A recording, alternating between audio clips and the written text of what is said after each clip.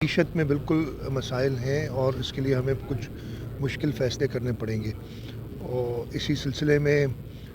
वज़ीर आज़म की तरफ से कुछ वफाकी वज़ीर कराची आए थे, हमारी उनसे मीटिंग हुई। उसके बाद हमने ताजरों से,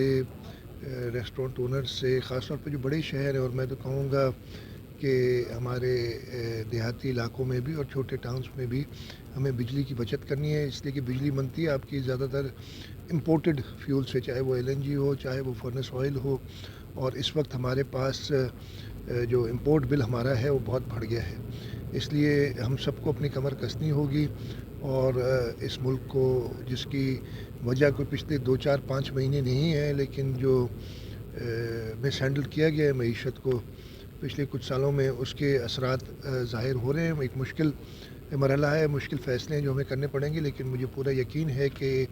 एक एक्सपीरियंस्ड टीम है वज़ीर आज़म के साथ।